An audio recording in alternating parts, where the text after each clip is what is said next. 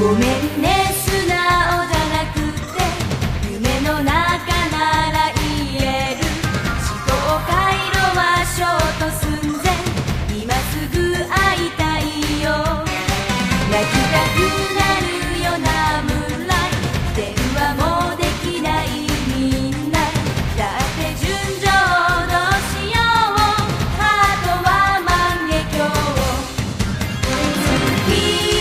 月の光に導かれ何度も巡り合う星座の瞬き数え占う恋の行方同じ国に生まれたのミラクルロマンス信じているのミラクルロマンス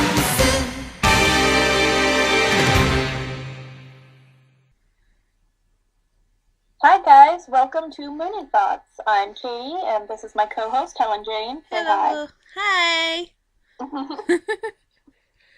Alright, and this is a pretty big week for us because, as we've probably seen, the end of the first arc of Sailor Moon Crystal is over and the beginning of the second arc has started. So we're pretty excited to get talking about that. I can't believe I had a fangirl moment. Oh, me too. Because Crunchyroll in the last few weeks before Arc 2 has of course been in start of it being and gone, they have announced the voice cast for Black Moon. Bear in mind this is the main Black Moon clan, not the sisters. Yeah, it's just the clan. Alright, and like Hellenjane said, this was released before the actual episode came out, so this was a bit of a preview. By now, everyone's seen it, but just for your own personal edification, these are the voice actors for the main Black Moon clan. Doing Prince Demande is Mamoru Miyano, who was Light Yagami in Death Note, and Rin Matsuoka in Free. Doing Saphir is Tsubasa Yonaga, who is Nagisa Hazuki in Free. I love Free. That's one of my other favorites. Doing Rubius is Hiroki Takahashi, who was in an anime close to both Hellenjane and I's heart. Yep. Katsuya Jonochi from Yu-Gi-Oh! Bear in mind that this could be the second voice actor or the first voice actor because there's two Jonoichis in the Japanese dub. So for any clarification, for any clarification, we will put a note up saying which Jonoichi it is. Alright. And for Esmeralda is Hoko Kuwashima, who played Itsuki Myodoin, also known as Cure Sunshine in Heartcatch Precure. Yeah, this is going Precure overload. Yeah, there's lots of Precure overlap with Sailor Moon Crystal.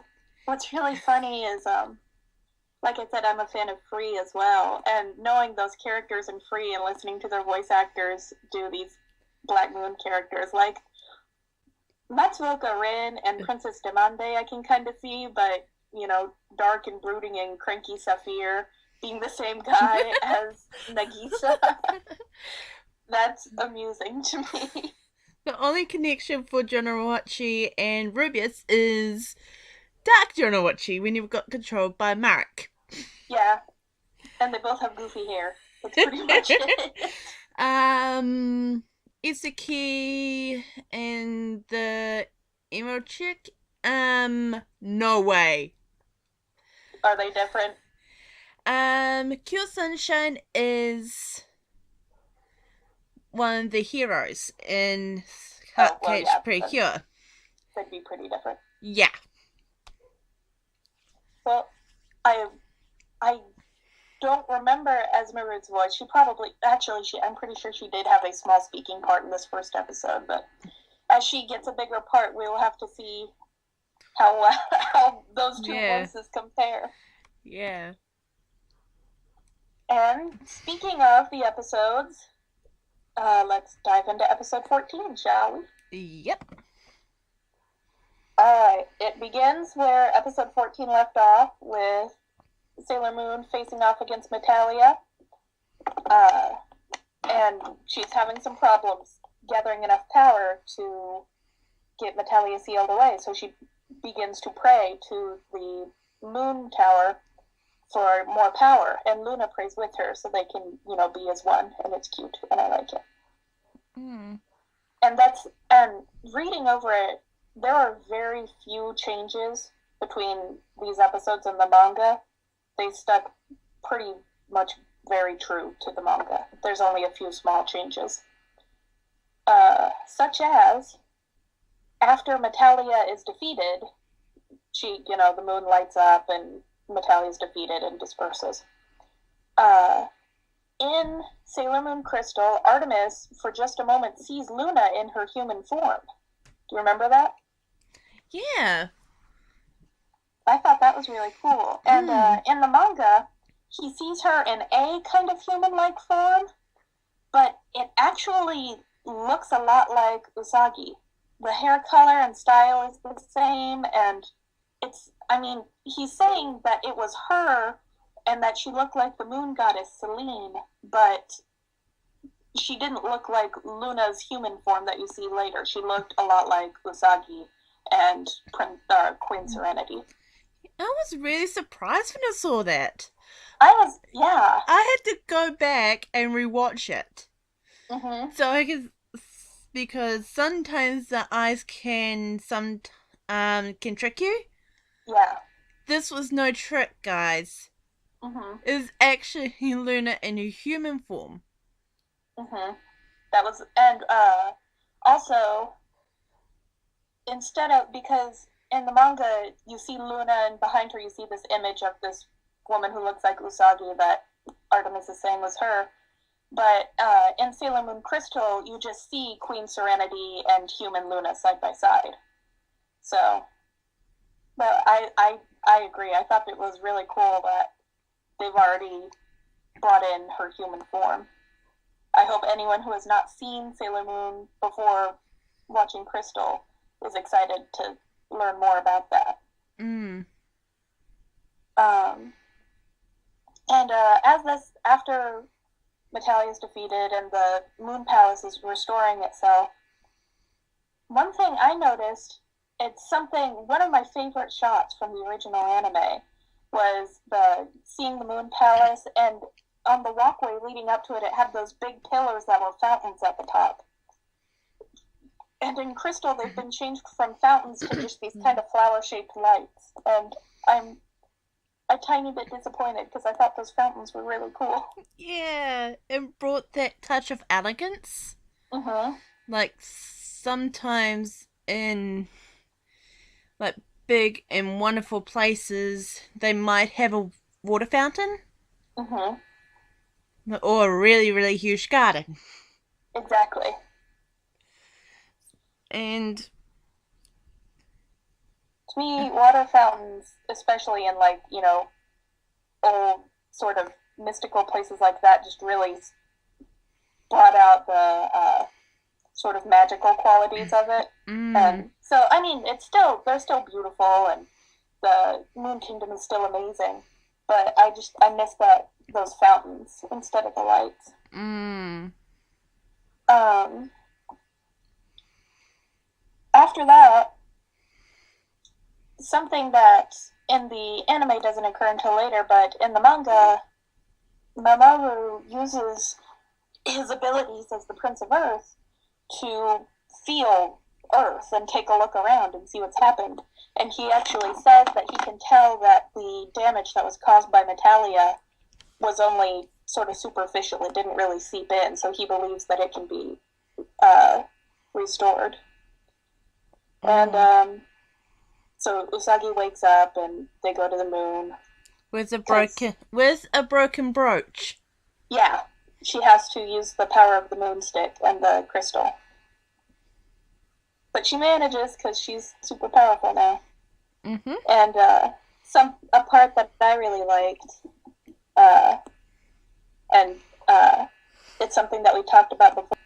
Luna tells Usagi that the palace has been restored and she can come here now and be Queen Serenity again. Oh, that's right. Now I remember.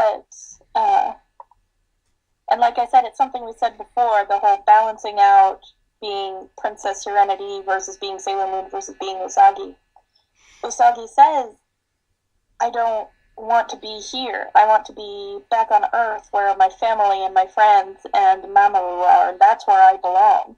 And that, I appreciated that a lot. Yeah, and it ties in from what Queen Serenity said to her earlier. Because Queen Serenity said that Salmon is Princess Serenity, but she's also a human girl living on Earth. Yeah.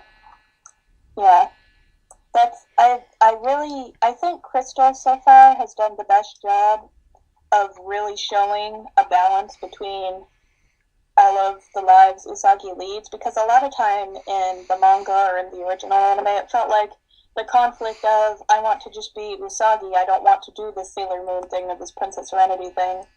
They bring it up, but being Princess or being Sailor Moon always ended up being more important. And I feel like Crystal is really saying, no, the fact that she is Usagi is also important. And I know that scene itself happened in the manga, and I just feel like it's one example of many that can be found in Crystal, and there aren't as many in the manga. And also, apparently,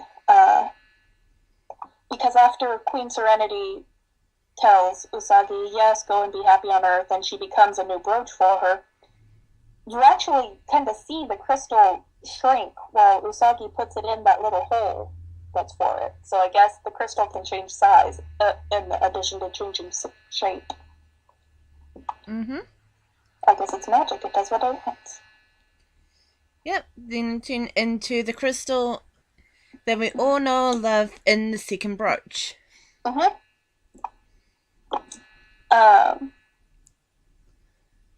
I thought back on it, and yes, that is the brooch that I had as a child, the toy of that one. That's the one I had.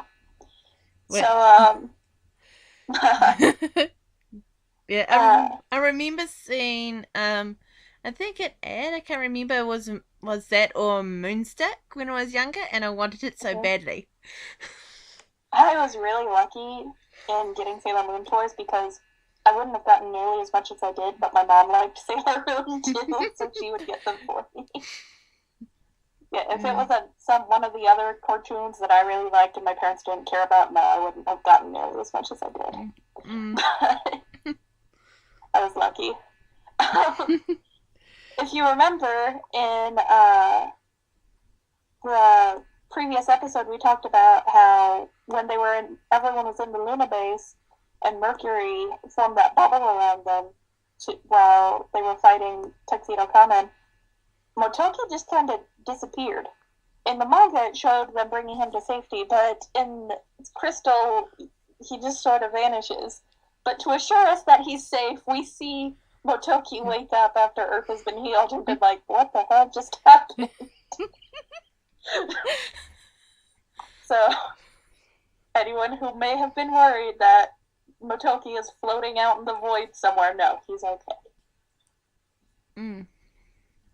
And, I'm a big sap, and I cried when the Senshi reunited and I started crying. I didn't. It was emotional. Also, I was really tired. The thing is, when this episode aired, I was at camp. Oh. Yeah. Which is kind of like a credits arts camp, whatnot.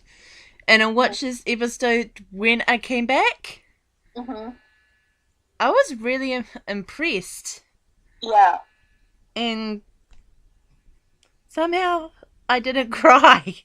That's not me. Usually something really emotional like that, I cry.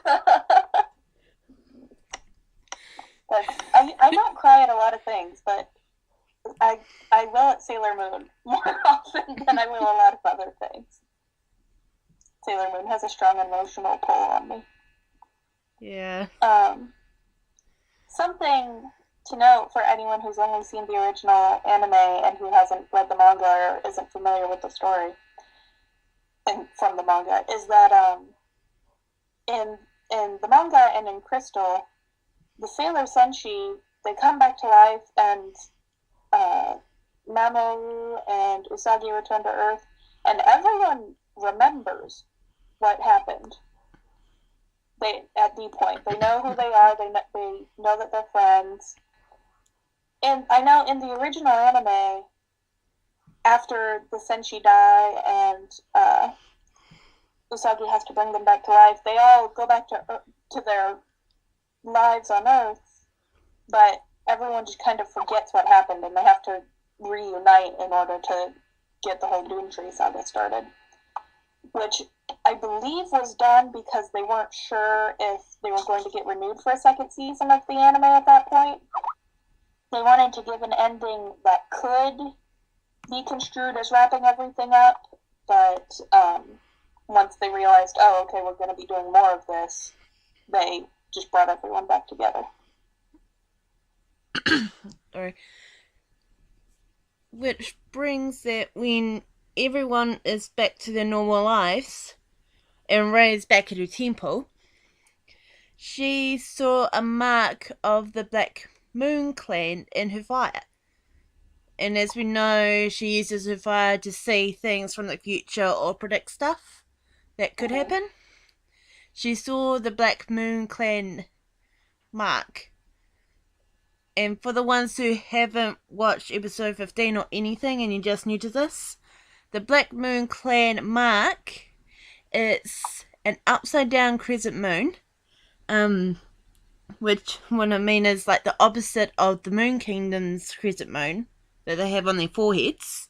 Yeah, the Moon Kingdoms have the 2 points on the top, and it looks sort of like a U. The Black Moon Clan has it flipped upside down, so the 2 points are at the bottom. And it's black. Yes.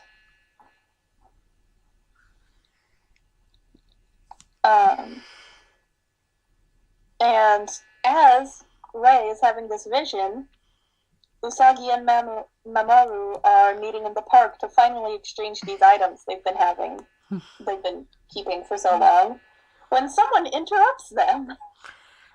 Yep. Our favorite pink-haired girl. Mm-hmm. Okay. Well, not necessarily my favorite. Yeah. Bow down from the sky and got a first kiss from, well, Mamoru. Yes. We ain't gonna spoil what I mean like that until when it pops up. Yeah.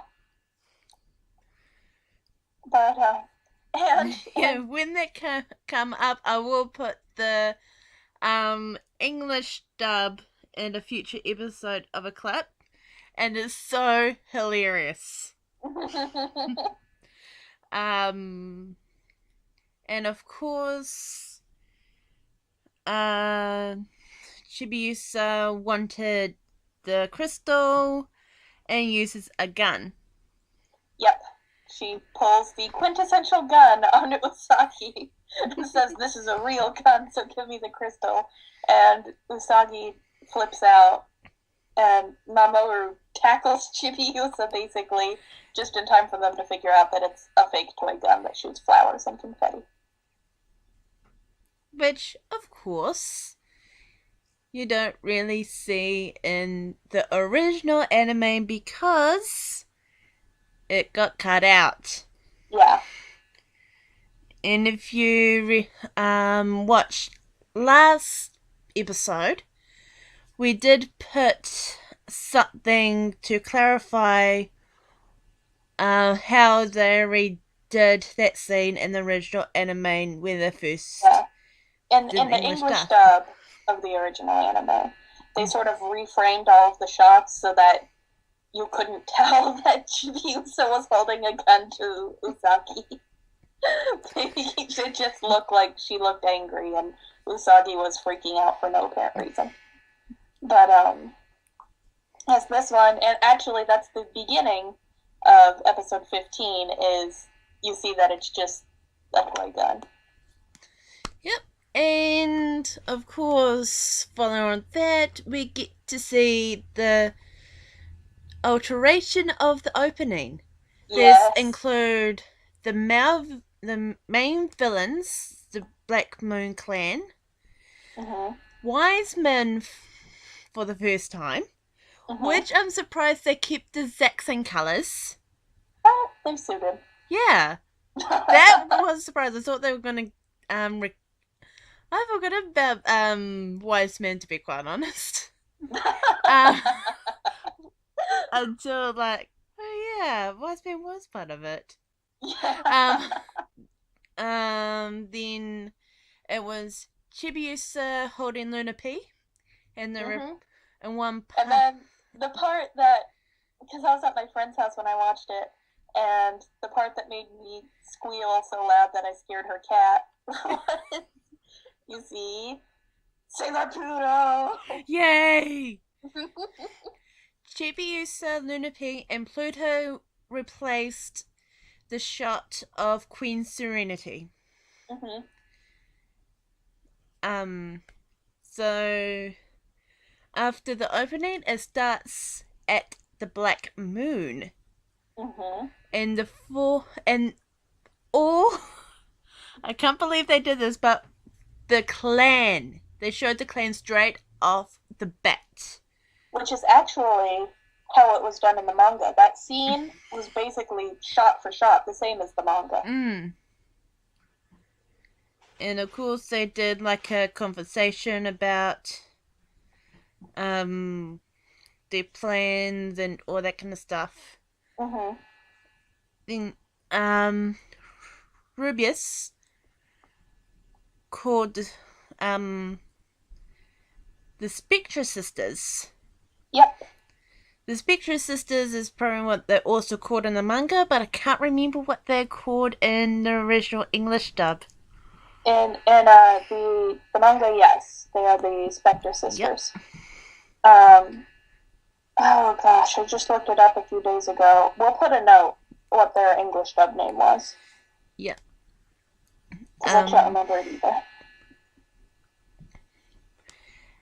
And they officially announced in the second anime that they are Rubius' servants. But in the original anime, they were trying to win Rubius' love. Yeah. Especially, I remember Koan/Kathy. She was really into Rubius. And what's freaky is they didn't have any pupils. I'm used for the sisters to have pupils. I guess that's to, establish them as evil, creepy people. They don't get pupils. Yep. Which followed on from this very interesting title for the first mission, Code 001 Operation Recruit. How ominous. Meanwhile, back on Earth, Usagi and Mamoru are searching for Chibiusa, who has run away.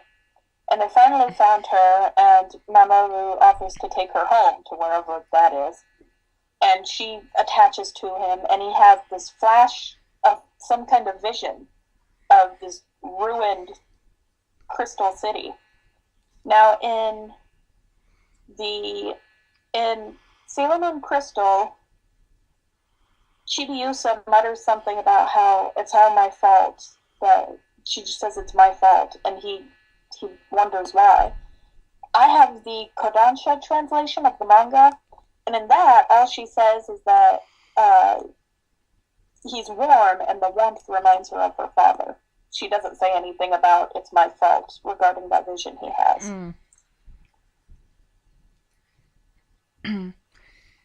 Then, of course, I can't remember. That's right. Ended up that Chibiusa followed Usagi home And of course, the first trickery, well, the second trickery happened. Yep. First, it was like a smoke bomb to turn to umbrella and the hypnotizing spell. Yeah. She hypnotizes Usagi's whole family into thinking that she's supposed to be staying there because she wants to keep an eye on Usagi. An interesting note, in the manga, for some reason that I don't fully understand, guess who was there when Chibiusa was hypnotizing everyone? Luna? Well, she was there, but guess who else? Someone who was not in the crystal version. I know that Mamoru was there because it was Sean. Luna was there, but she snapped the two out of it. Yeah, all of Usagi's family was there, but in the manga, who shows up for no apparent reason but Umino? Ah! I really need to read the manga more. The only thing I can guess is that he was there because they all get kind of swirly eyes while Chibiusa is hypnotizing them, and I guess they wanted to do the sight gag of everyone with swirly eyes and him with his swirly glasses. That's the only thing I can figure out, because otherwise I have absolutely no idea why Umino would have to be there. Also kind of interesting to note is that in the manga and in Sailing in Crystal, Chibiusa sort of hypnotizes Usagi's parents into just sort of thinking, oh, she's a cute little girl who can stay at our house without really questioning it.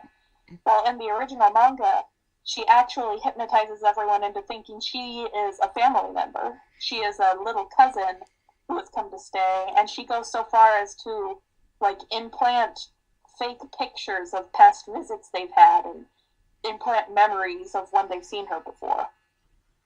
Which slipped into the original manga because that's the exact same thing.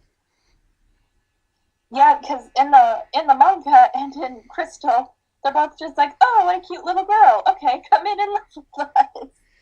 And whereas in the anime, she was a bit more extreme in getting herself invited to live there.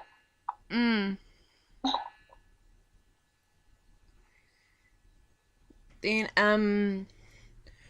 Luna and Marumo at two different parts. Marumo first back when they were at the park. Then Luna after the hypnotizing incident. They offered to keep an eye on Chibiusa. Also, I was going to note, because as soon as Chibiusa hypnotizes her family, Usagi tears into her room and sits her down and says, who are you? What are you doing? And Chibiusa just runs away.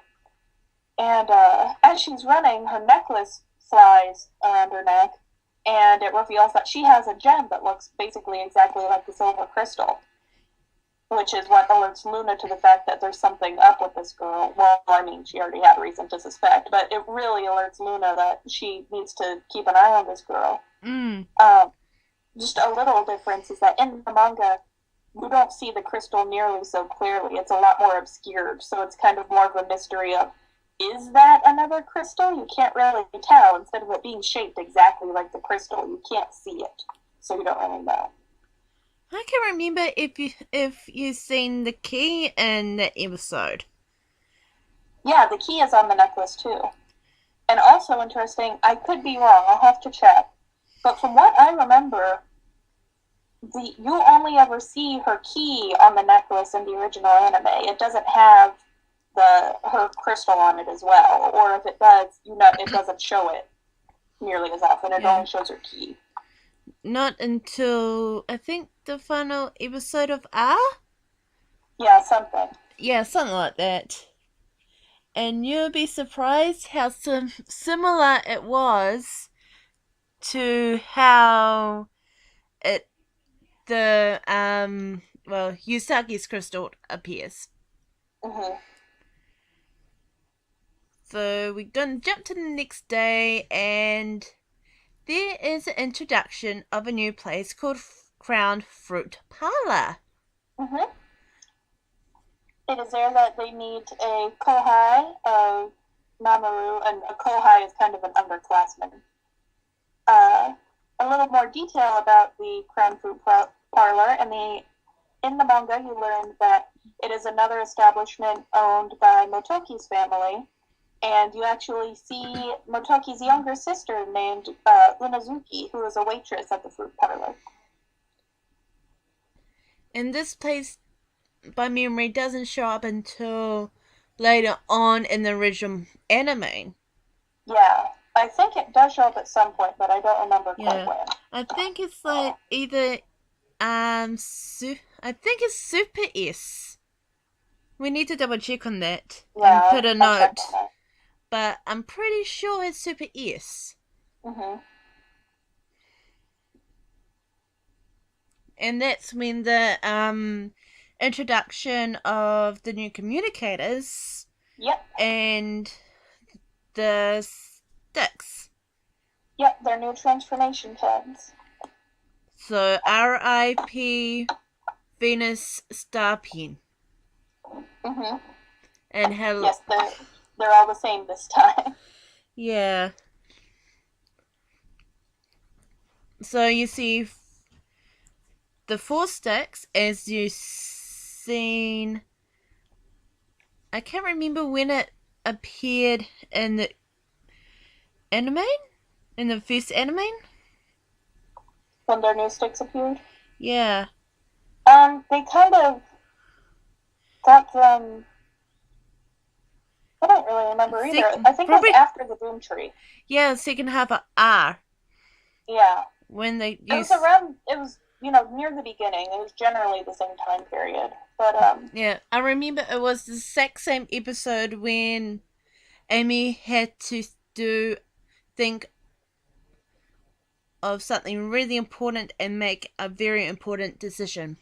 Oh, yeah. Yeah, it was that same episode. Yeah. Okay. Yeah, no. Can't think of it. It is R. It is R. Mm-hmm. And yeah, I knew it was that season. I just couldn't remember when exactly. But you're right, it was that episode. Yeah. As well as the new communicators as well. Mm-hmm.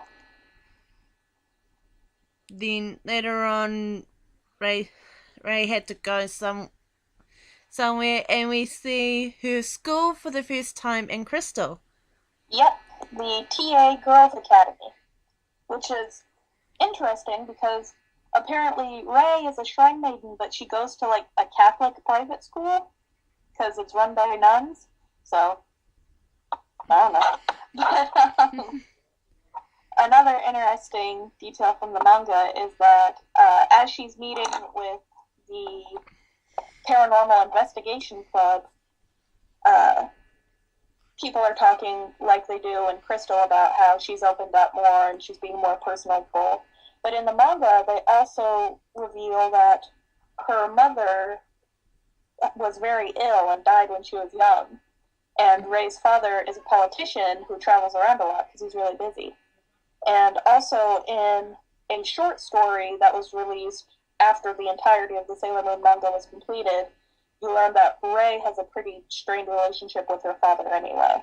Mm. So that's when you learn why she lives at this shrine with her grandfather and not with her parents.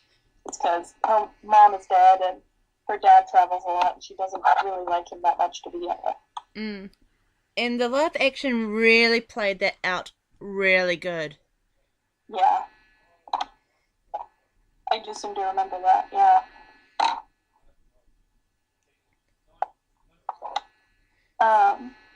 Also something interesting as a comparison, while in the manga and Crystal, everyone's remarking about how, Ray is really opening up now, and you can tell it's because she's become friends with the Senshi and she's growing into herself more. In the original anime, and what would be roughly comparable to this episode, Ray is already like this super popular, super respected person in her school that everyone already looks up to.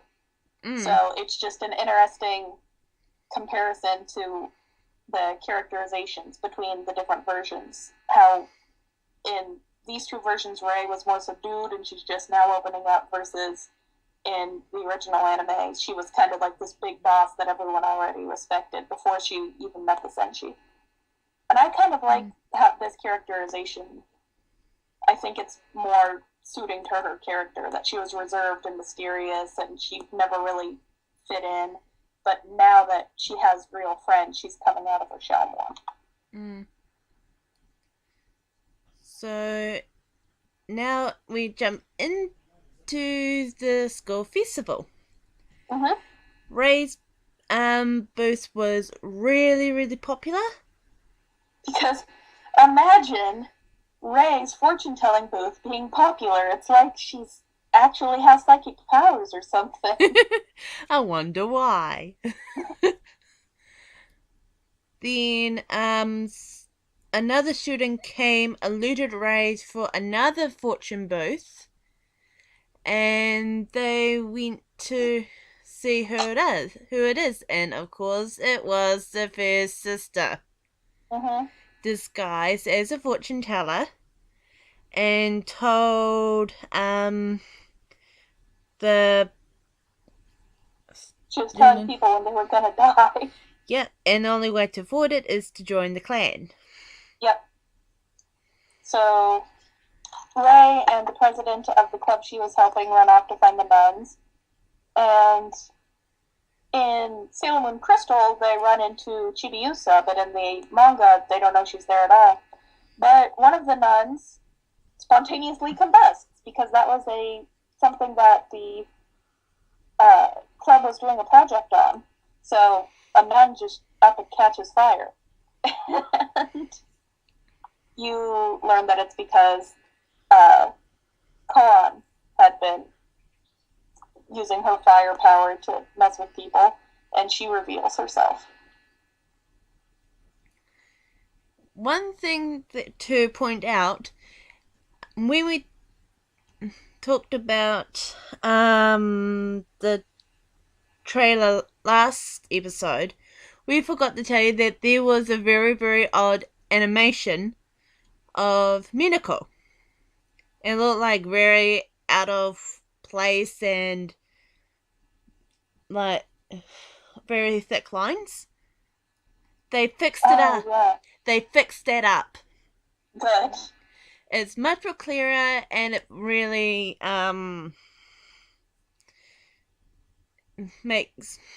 basically makes more sense. So it's more yeah, fitting with the rest of the guys. So they have to rush a lot of the episodes because they don't have as big a budget as even the first anime had. So I'll be the first to admit there were a lot of really wonky animation errors.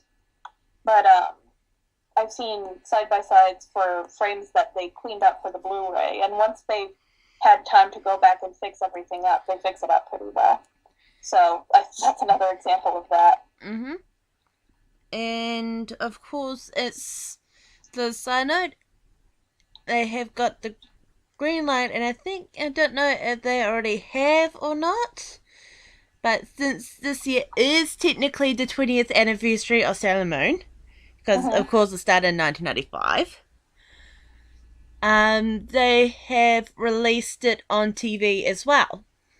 Yes, the Crystal finally has an actual TV spot in Japan. It's not just an online only. So they probably had to fix up all the animation errors and make sure that it's perfect. Yeah, we'll see if this helps their budget out some. So, since that's the side note out of the way, they have updated the Senshi's transformations with the new sticks, and of course that they shorten it. Yeah. And of course the battle happened, and Sailor Mars got captured in fire. Yeah. That'd be unpleasant. Yep. They got their new attacks. Like there was Yeah, Burning Mandala and Aqua Illusion are the two that we saw. And I thought it was interesting because for the first time in this series, we get that kind of floating in a void background while they do their attack motions. It wasn't just them and the environment they were actually in. But of course, Mercury's attack failed, and of course we had that moment that Sera Myu's like, I don't know what to do. We have this, like, I don't know what to do. We have to save Mars, but we can't because our attacks aren't strong enough. That's it. Yeah. Yeah. And of course, Tuxedo Mask came over and comforted her. That they do it together, and through that, Queen Serenity's wand appeared. Yep. Through there, the cutie heart rod is created. And with that wand,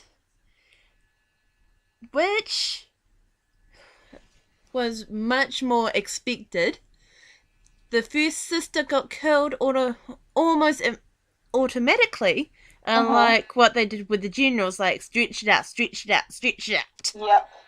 Which is in contrast to the first anime, where, and this is kind of a spoiler if you haven't seen it, but the sisters don't die at all in the first anime. They get this redemption story where the Senshi help them to lead normal lives for themselves and not just be slaves to Rubius, which I kind of liked. I'm kind of sad that they didn't keep that in this version. Yeah. But sadly, Mars didn't get out of the case of fire. Rubius came, introduced himself, and kidnapped Sailor Mars. Yep.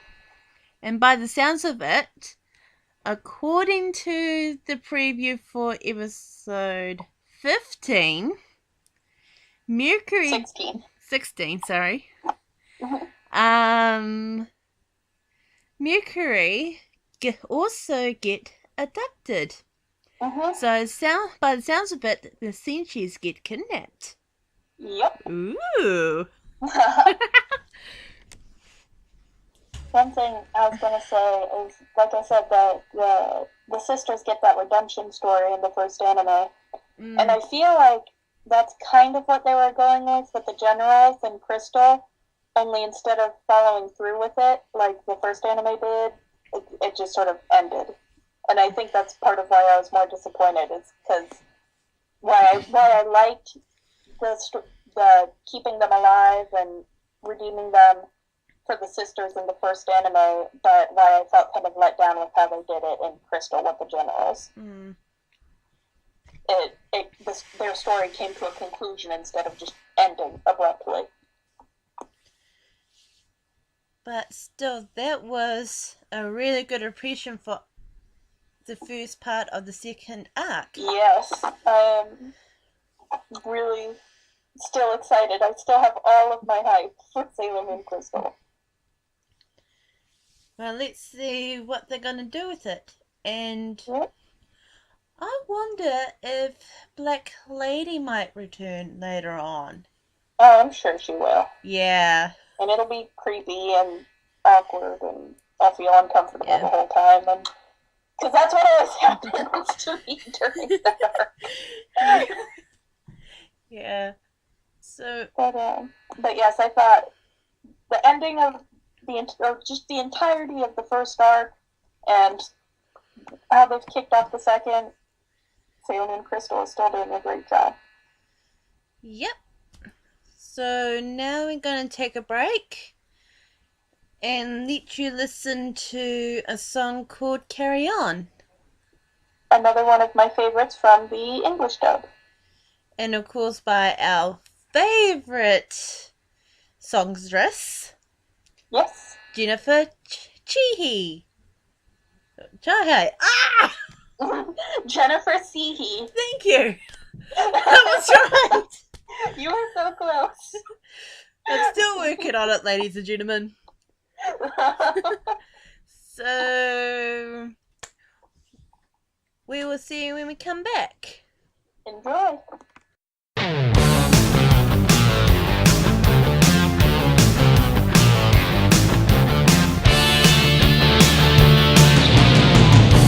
Here I'm standing in the night.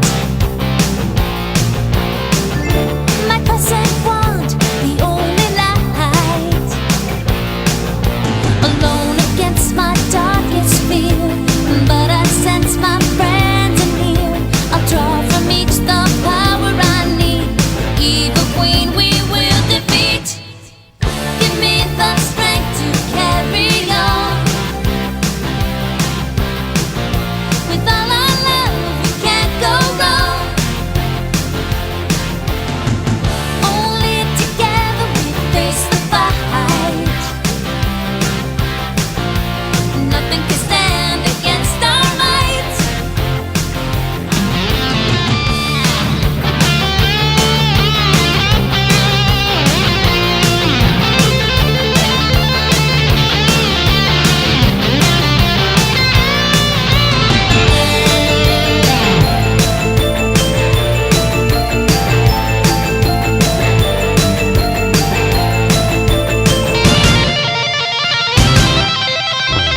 Give me the strength to carry on, carry on.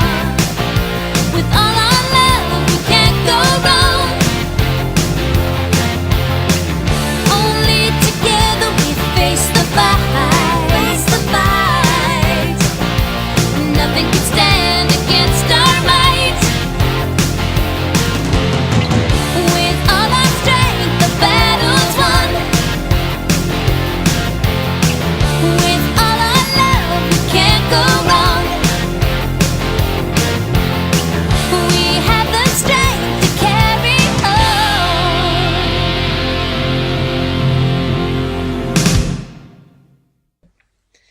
And we're back. Welcome back. We hope you enjoyed Carry On. I know I did. Me too. It reminds me of what we discussed earlier with Metallia being sealed away for good. Yeah, but it was an appropriate song for that episode. Yeah. Now, we're going to enter one of the big topics of this year. We decided to do one of them this week, and we have 3 others planned for later on this year. So the first big topic is about what we know about the silver millennium.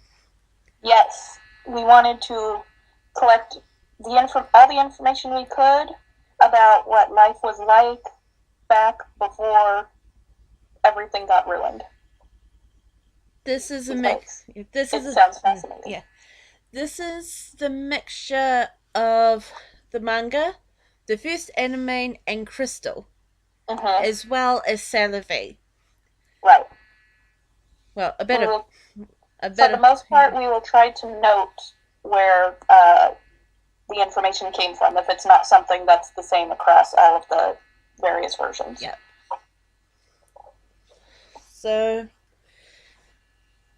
the Moon Kingdom, or what we know in the wider Mooniverse, if you want to call it, the Silver Millennium is referred to a time period which the Moon Kingdom reigned over the rest of the solar system.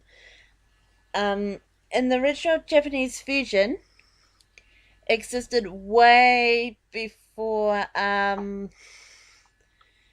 but I don't know. Right. It predated human civilizations. Yeah. It was in like prehistoric Or times. or BC. Yeah. In the English dub, it stated that it existed 1,000 years ago.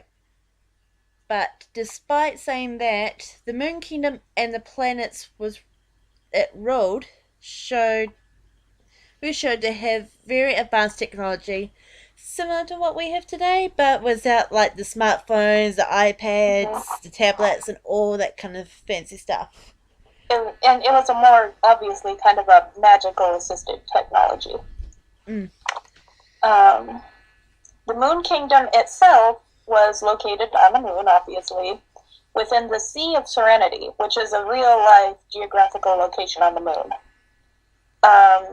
The people who came from the moon had very long lifespans compared to people from Earth. And because of that, and because, you know, they were wise and beautiful or whatever, their duties were to help the people of Earth to grow and become more wise and help them along on their journey, and to protect the holy silver crystal, which had been passed down the generations of the royal family. And it was the source of the moon's power. Mm. So the moon people mostly acted detached from the Earth and really forbid much contact between the both cultures. However, they did have a fascination of what it could be found there. So they end up building the dome that we see in some versions. Mm-hmm. The live action actually shows the dome itself. Yeah.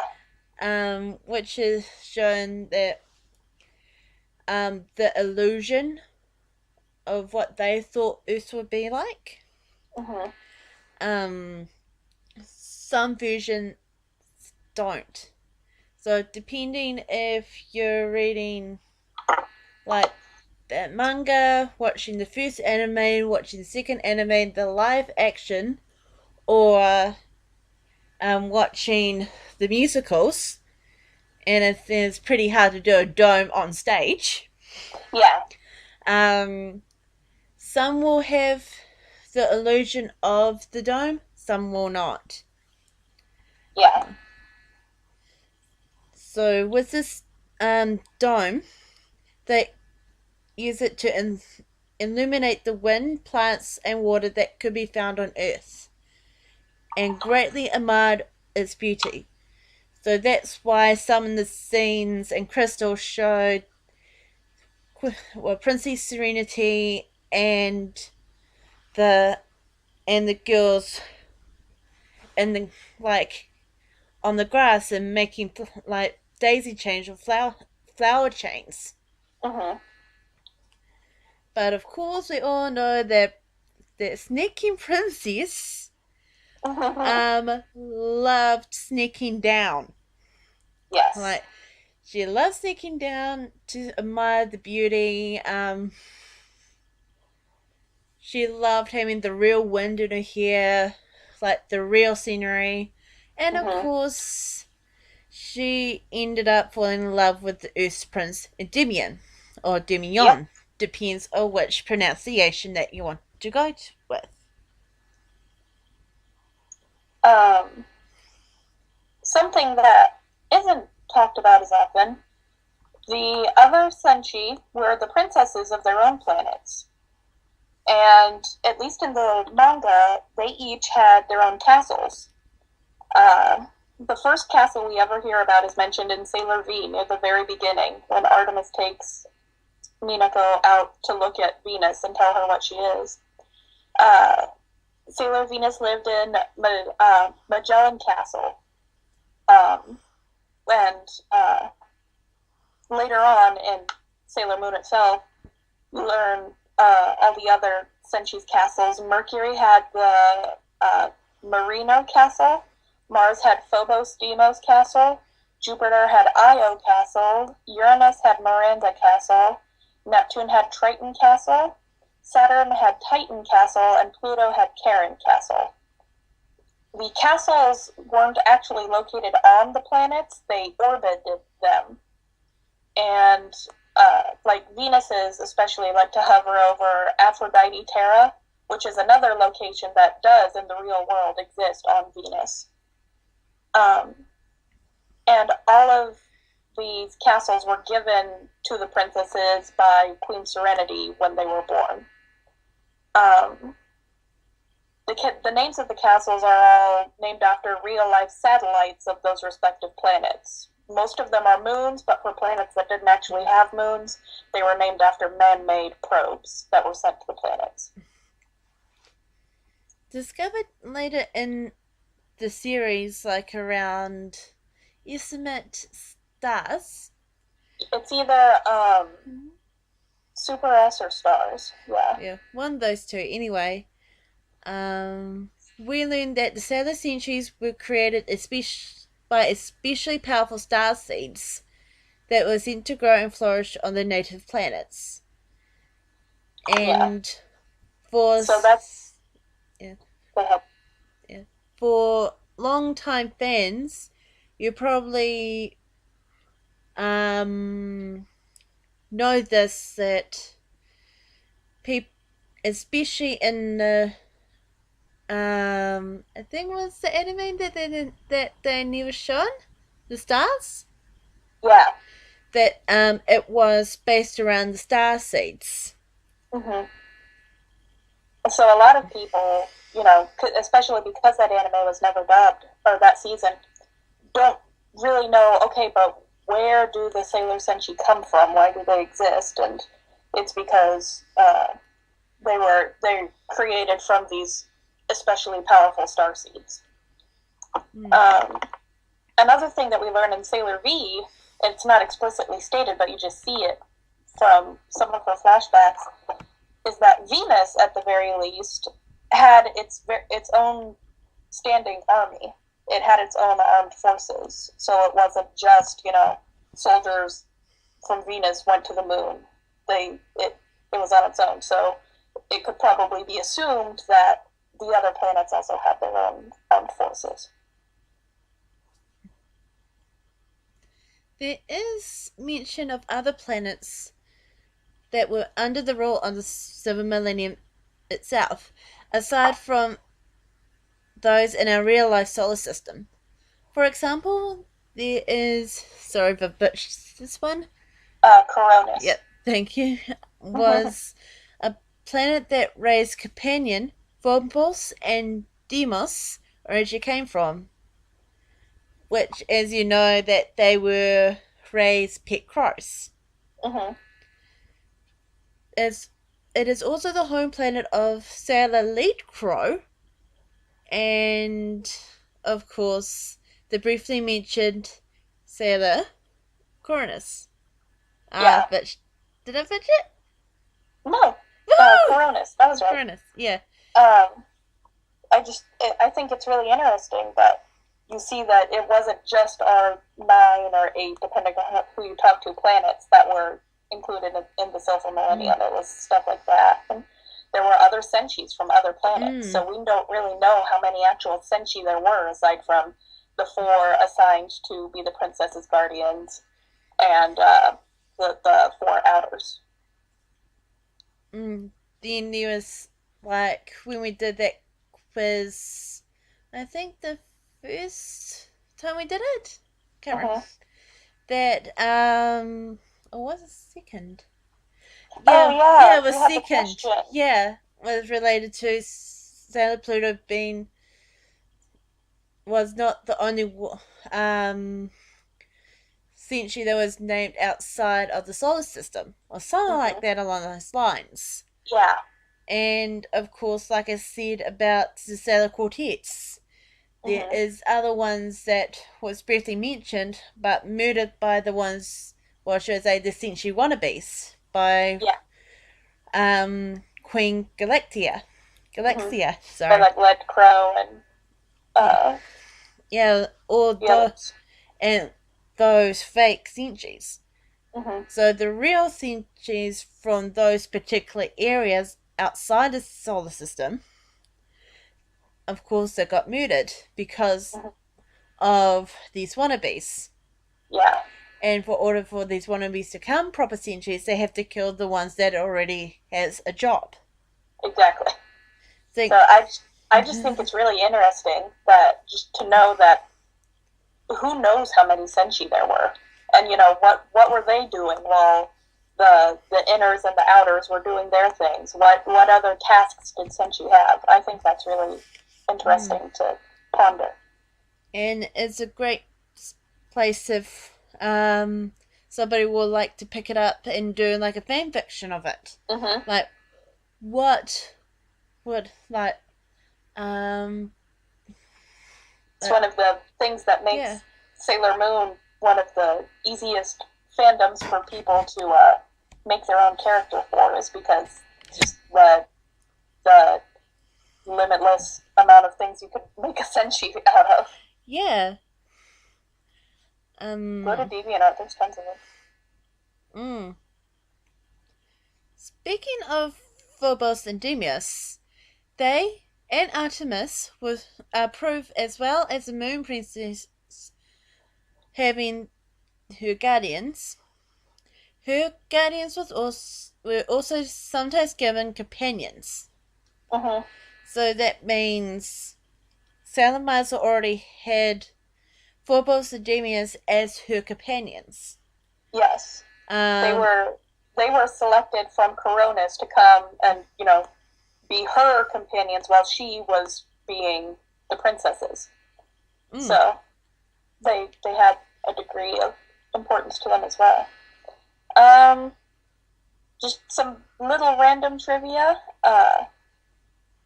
The Moon's main computer system was known as the Eternity Main System, and that's what projected the image of Queen Serenity when Sailor Moon and the others went to the ruins of the Moon Kingdom. And it's the computer that held that little bit of the Queen to speak to them. According to the first anime, Artemis says that ice skating was a popular sport on the Moon, which is understandable considering out in space it'd be really cold. So, ice skating would be definitely plausible. And architecturally, when Naoko Takeuchi was illustrating the ruins of the Moon Kingdom, she was inspired by the ruins of an ancient Semitic city called Palmyra, which is now found in what is now Syria. And if you look at pictures of Palmyra, you can definitely see, there's not really shot-for-shot comparisons, but you can really see which aspects of the buildings Naoko Takeuchi decided to use for the Moon Kingdom. There's a lot of really thin, graceful pillars and domed buildings, especially. Now we're going into something a bit deeper. Something called the Moon-Earth War. In Crystal, they fleshed out the Earth-Moon War a lot more. It goes that one time in 1 year, Metallia invaded Earth. Like, of course, Metallia decided to catapult herself from the sun to Earth. Yeah. Metallia's goal was to gain the crystal and was willing to gain it by brainwashing its people, including Beryl, who led the said war. And it clearly showed in the episode labeled Moon that she had a sword up and charging. And, with Metallia at the back. One of the reasons that Beryl was chosen to be Metallia's vessel to lead this rebellion was not only because she was a powerful sorceress, but also because she was easy to manipulate, because she already had a grudge against the Moon due to her unrequited love for Prince Endymion, who was never going to pay attention to her because the Moon Princess had come down and already won his love. So she was already upset about that, so Metallia knew it's not going to be very difficult to get her to rise against the Moon.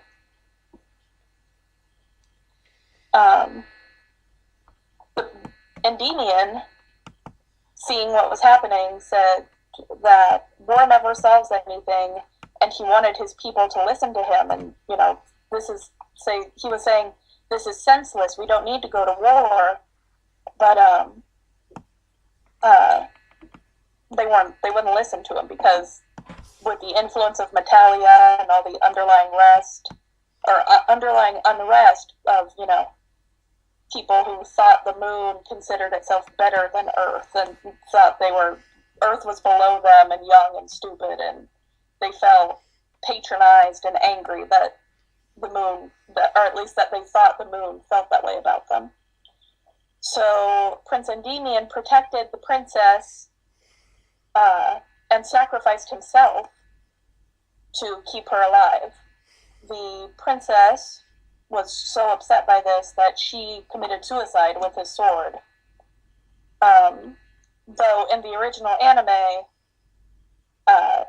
Metalia kills them both. The suicide isn't part of the history.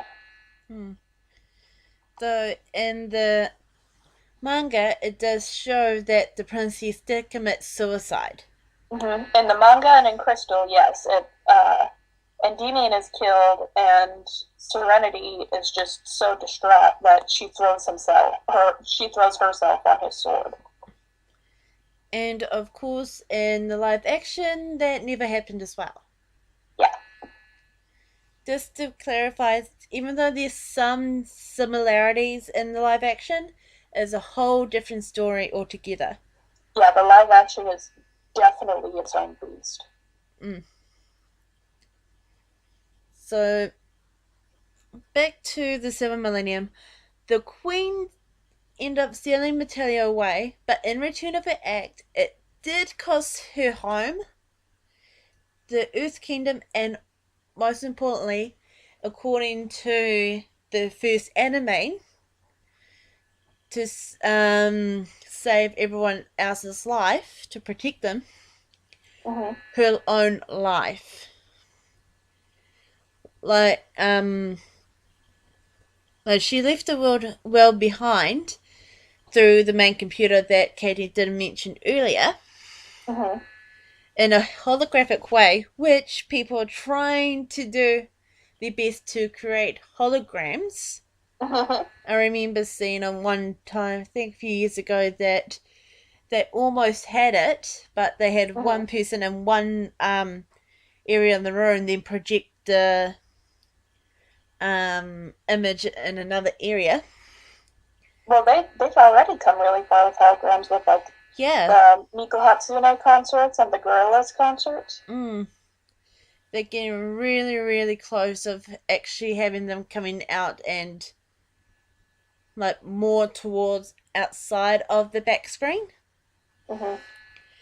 And she appeared after when the sword got pulled out.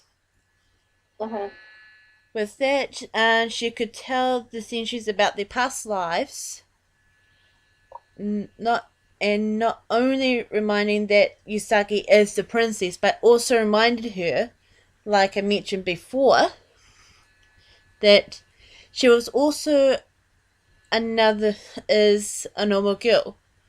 But a question popped up while I was doing this bit of research is, how on earth, like in Crystal, how on earth did she know that they would be reborn? Well, because that was the whole point, wasn't it? That's what she used the power of the crystal for, was to say, none of this is right, this isn't supposed to happen. I'm going to send these lives into the future to be reborn and give them another chance. That's why she died, is because she used the last of her power to do that. Yeah, but that was in the the first anime. In Crystal, it doesn't actually really explain that much. I'm pretty sure it did. It didn't. The scene was different than it was in the original anime, but she said the same thing, that she was sending them to the future. And for her final wish for her will, before episode 14, that her final wish is for her daughter to be happy. She, even though she might be born into a new life, like a new situation, finding out her past life and everything, her wish is for her daughter to be happy. Yeah. And after the queen spent all of her energy sending the princess and the prince and her guardians to the future, the 3 talismans activated, which awoke Sailor Saturn, who used her glaive and totally destroyed everything that was left of the Moon Kingdom and all of the kingdoms that had been destroyed in the battle, which is why, at that point, time basically restarted, and the prehistory that we know began, which is the explanation for why none of the technology or history or anything of what the Earth used to be survived, was because Sailor Saturn destroyed it. And that brings us up to this final episode of Sailor Moon Crystal. That's right. In Crystal and in the manga, since of the Moon Kingdom's resurrection, of course, you already seen that Usagi has become the new Moon Queen. There you go. However, she did decide to stay and live on Earth. Though, of course, Queen Serenity popped up and they had a deliberate discussion and she wished them happiness and turned into the brooch. Yep. And now she's enjoying herself as a teen girl until Chibiusa appeared and all of episode 14 happened. Yep. And the episode following after. And I think it's kind of appropriate that the first arc is all about revealing the history of the moon. And the second arc, now this is going to be a spoiler, so if you don't know what the second arc is about, plug your ears for a few minutes.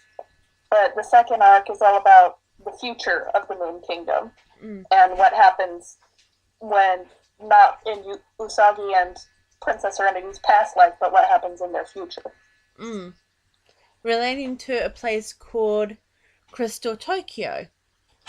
But this has been set for later on in the Black Moon arc. Yep. So that that is all the information that we could find on life in the Silver Millennium before the attack by Natalia. If you guys know of any details that we might have missed, let us know in the comments, because it's something that we don't have too much information on. So whatever we can gather, we want to put together in one place. So if you guys know anything, and if you can provide links or interviews with Naoko to corroborate what you're saying, that would be great. But post in the comments anything you know that we didn't talk about the past of the Silver Millennium. So now we're actually going to have another break and introduce to you another live actions song called Kiss Kiss Bang Bang. I know it sounds weird, but I had listened to the song beforehand and it's not like the usual like the bang bang I shot you down kind of song. Is much more jumpier. There's a movie called Kiss Kiss Bang Bang with Robert Downey Jr., but I doubt it's related to this song. No, it's actually a Sailor Venus character song sung by, I'm gonna butcher this, I'm so sorry, Ayaka Komatsu. Ayaka Komatsu.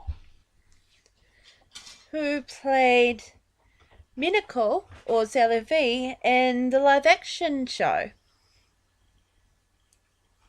So, that's cool. Surprisingly enough, each character gets to sing, well, the main 5 plus Luna got to sing this special character song. Like last week we had Sweet Little Resistance. That was Sailor Luna's character song.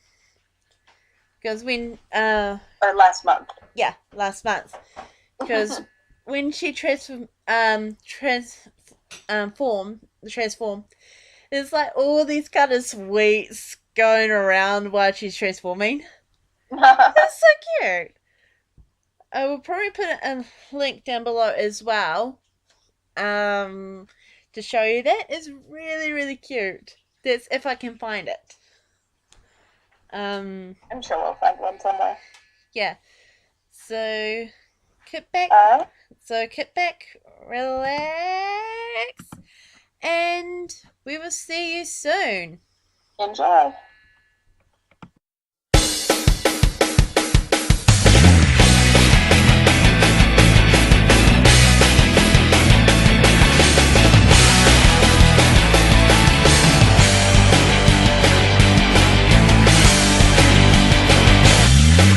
ごめんねなんて顔してみないで悲しみで歩き方さえ忘れるほどよ会えない夜は誰が一緒なのキスキス愛のせいねバンバンハート穴が開いた涙は見せたりしない自分の中の戦いだから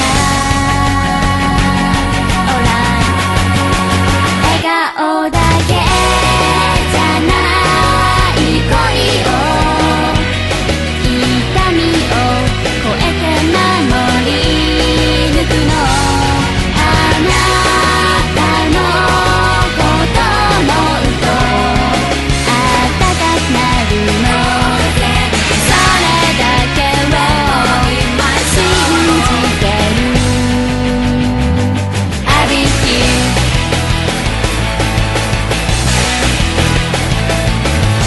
真面目な人悩んでいるだけキスキス愛が大事パンパンだけど壊しそうよ言葉が途切れないよ彼女のことを言われないよ Alright 笑顔だけじゃない恋をそれでもこのまま抱きしめるあなたを好きになって強くなったのそれだけを見つめてる I'll be here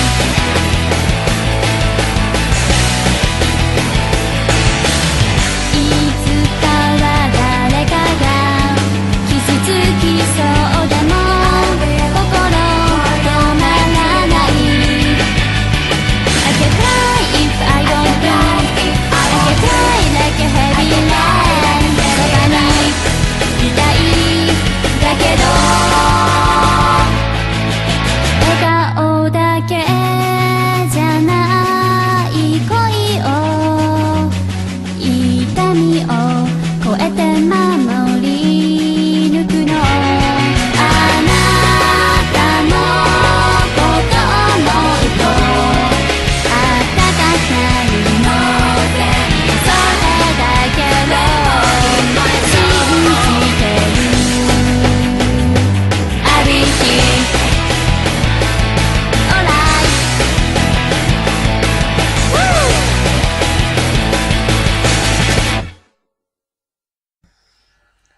Welcome back, guys. We hope you enjoyed Kiss Kiss Bang Bang.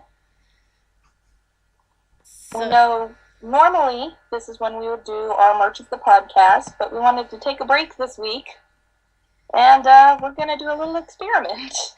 Yep. Back into another installment of Moon Trivia Attack. Well, We hope you guys like this because we find it pretty hilarious. well, you guys know the drill. We ask 5 questions to each other. We're not allowed to use our sources, other sites, or any media outlets. We keep the score count. The one with the most points wins at the end of the series, which is series we class this lot series 1. Has to do something for the winner. We don't know what. Help us figure that out. Yeah. This time there is a proper theme that we both agreed to. There won't be any miscommunications. How for you guys to play at home, usually you pause after the questions are said and write down your answer.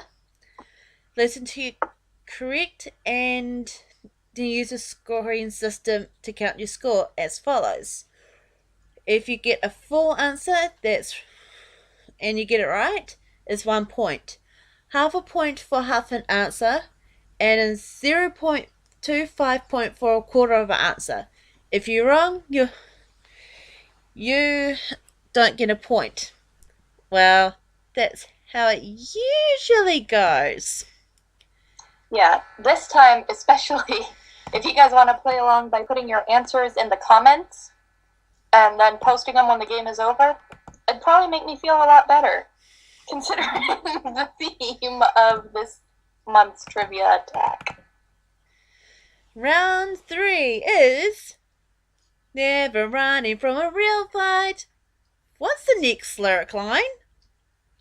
Don't forget the lyrics. Of course, it's the music round. So we have a special set of rules for this one. We have to read out a block of lyrics except for one line. The person who's getting told the block of lyrics has to guess what the line is. The scoring system still counts, and we're going to be a bit more lenient than what the actual don't forget the lyrics rules goes. Meaning that if we don't say the specific exact word, we'll still count the point. Especially considering that the songs I will be answering questions for are taken from English translations of Japanese lyrics. Yep. We allowed each other 1 day to look over the songs, both of what we're asking each other and what we chose. Of course, I'll be asking the English translation of the Japanese songs, and Katie was given the heaven sent of doing the English songs. I did not have good luck on that coin toss. So, you went last time, right? I don't remember. Let's say yes. So you can go first this time. You can ask first. Yeah, that's right. You did go first. So, we're getting the hard ones out of the way. Oh, God, pray for me, guys. This isn't going to be pretty. Okay, so the first one is the live action theme song with the translation English title, Glittering Sailor Dream. Okay. Become me with a flash sailor wings, a guardian running through the earth. Because it's me, I can fight this battle. What's the next line? Oh. Because it's me, I can fight this battle. Let's make up the sparkle is on my forehead. Is that it? That is really close. I actually give you that one. The actual line is, I'll go make up the sparkles on my forehead. Oh, that's all the makeups. They throw me off. The last two ones after that line, a sailor soldier that is a moonlight fortune. So that is the second chorus. Yep. So that is 1 point. Yay! Number 2. We played this one before. Root Venus. Mm-hmm. This one has a bonus line. So Alright. the bonus point goes if you know the bonus line. Alright. The truth is, my heart is crying till the sky above drains itself. But the road splits here, our fate the stars decide. The blue road I choose. What's Blue road I choose. My future is before me. I will not forget. Woohoo! Yay! That's bang on. So that is 1 point and a bonus point. Yay!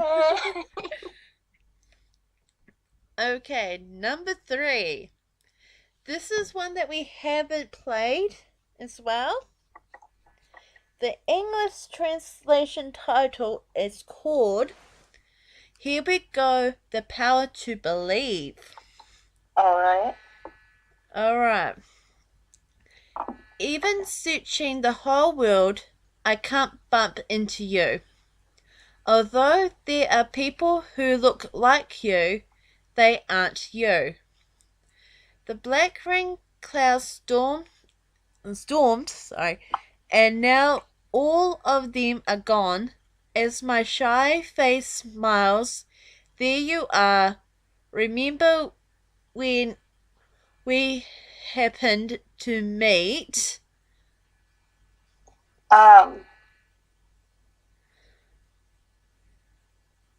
Let's... Oh, gosh. Remember when we happened to meet? Let's fall in love again. We'll begin here. No! You get a half point. The actual lyric is, let's fall in love again from the beginning. From the beginning.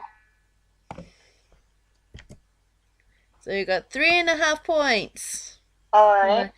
Another one that we haven't played yet is Moon Revenge.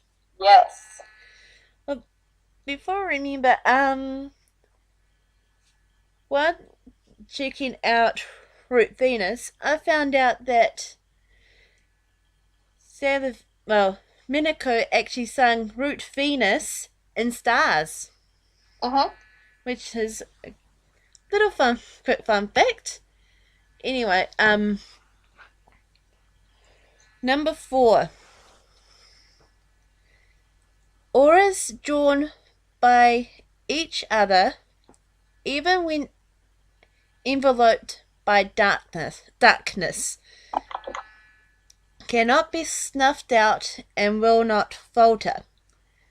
I can still see our parting so clearly and it burns. Yet I hope the next one fades.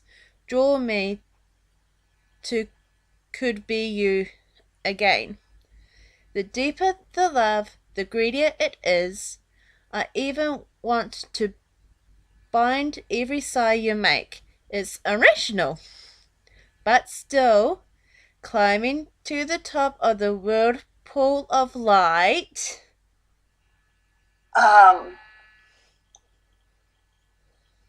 Crimson memories leave a poisonous tattoo. Close. Crimson memories are a poisonous tattoo. Is that like a half or something? Yeah, I'm gonna count that as a half. Okay. This time That's around. reasonable. Yep. And the last one, of course, which I know I'm not gonna get because I didn't have much time for this song. Is the Sailor's Star song, which I think we played before? Yeah, I believe that was our did. last episode. Yep. There is a bonus line. After the time where you disappeared from me, I began my journey searching for you. The start is on the map, the stenciled picture of an angel, and the destination it points to, a waiting dark coliseum. In my trembling heart, the secret kiss of that day.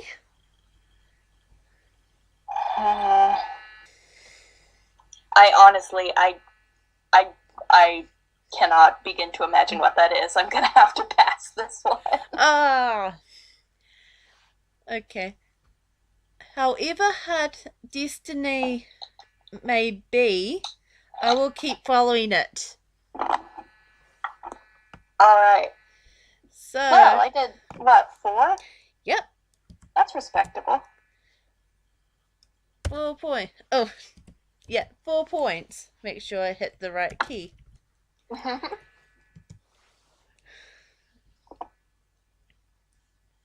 So, it's Katie's turn to ask.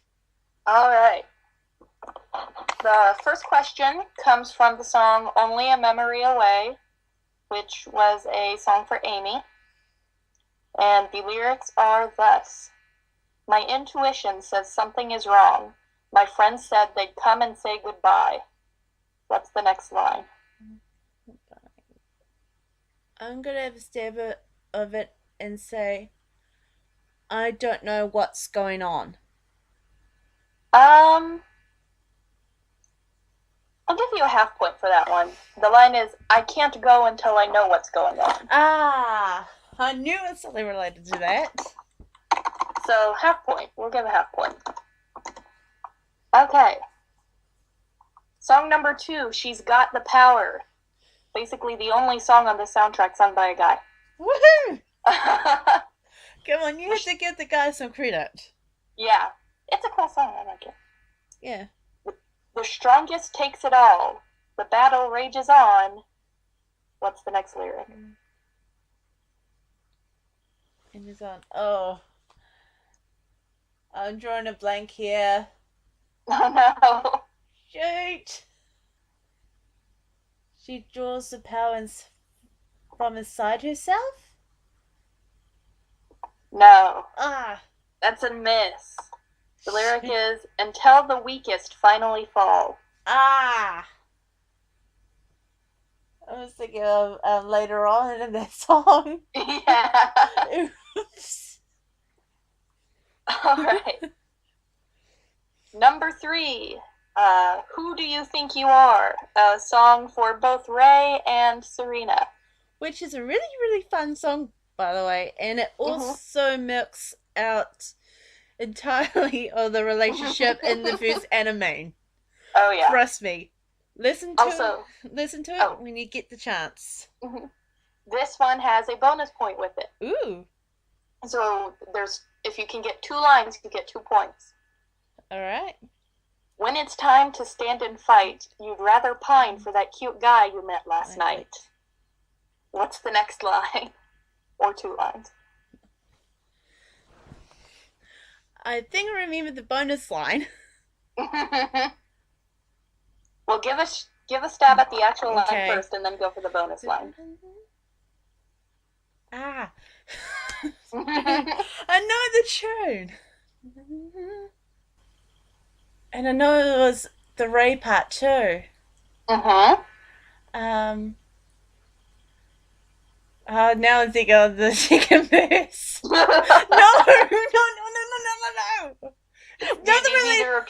Do you need me to repeat your lines again? Yes, I know it's not related to the ice cream cone line. When it's time to stand and fight, you'd rather pine for that cute guy you met last night.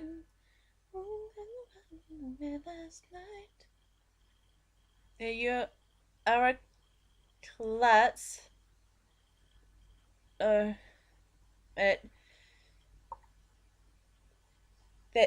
there is rolling moon rocks in your head.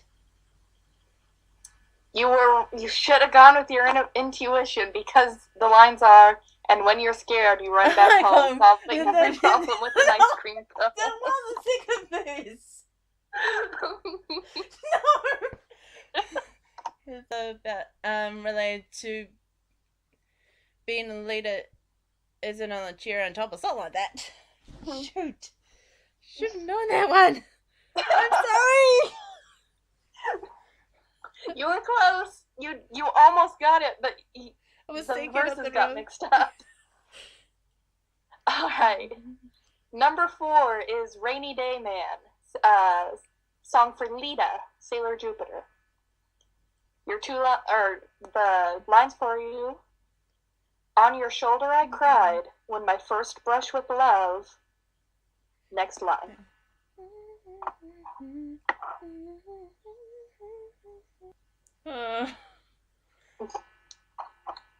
I split between two.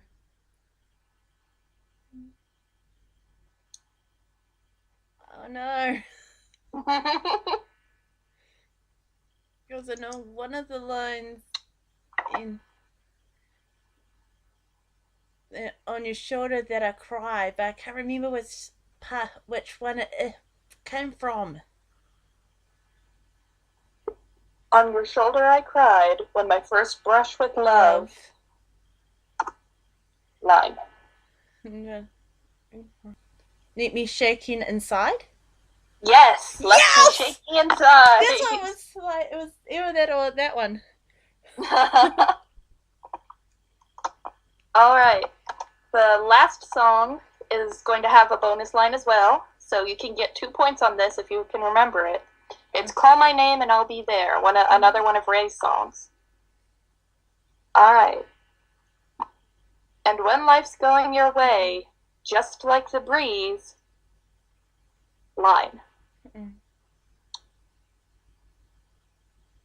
It's a verse, isn't it? Mm-hmm. Like a breeze. Drawing a blank. I'm not good at this, I'm sorry. It takes me a while to actually get the lyrics in my head if I keep on listening to the song over and over and over again for the next few days. I'd just like to point out that this was your idea for the round. I know. I know it's not something related to Alice in Wonderland. A single hint, you're right. No, it is not. I know, because I know it's the verse before. Because I know it's like the first, I can picture it as being the first verse. No. Third verse, sorry. Not first. Can you repeat the lines again? And when life's going your way, just like the breeze. I have to pass. I can't think of any. It's a kite flying kind of day above the trees. Oh, so it was the first verse. Sorry guys, I failed. So, adding on. So for Katie is on 8 points. And I'm on 4 points. So she's ahead by 4. But hey. Wow. That was certainly a thing. Put down the comments below if you'd like to see that happen again in the future. Moon Trivia Attack. We probably are going to stay away from lyrics if this is taught us anything. But and tell us if you know the lyrics before we could guess them. And with that, I believe we are done, are we? Yes, we are. All right. Again, send any questions, comments, anything you want to share with us to our email. It is mooniethoughts@gmail.com. MOONIETHOUGHTS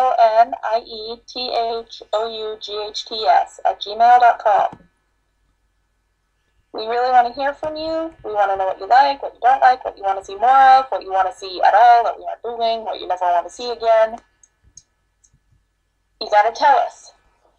Boost podcast of the month for the Southern Hemisphere is April Fool's Day. Oh, yeah. No, I won't do something like that, but yeah, April Fool's Day. I thought I just double checked, and yeah. So that means this month for the Northern Hemisphere, you're going to get another podcast at the end of the month.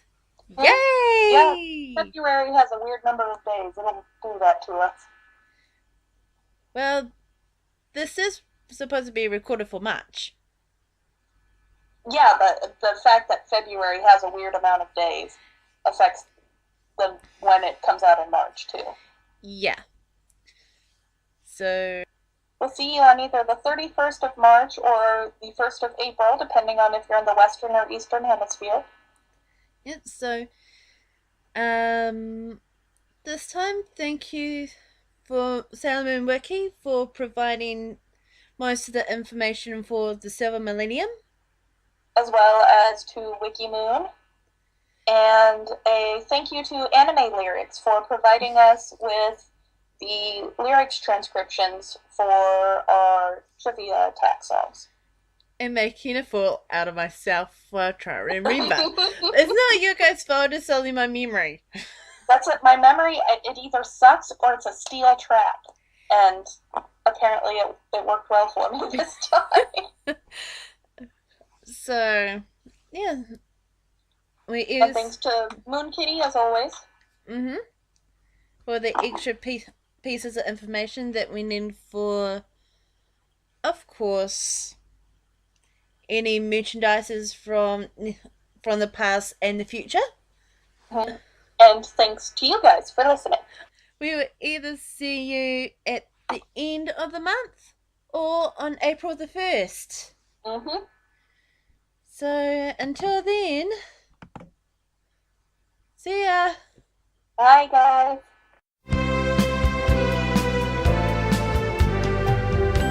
昼には花の香り、夜には星の瞬き、そこは誰も知らない世界なの。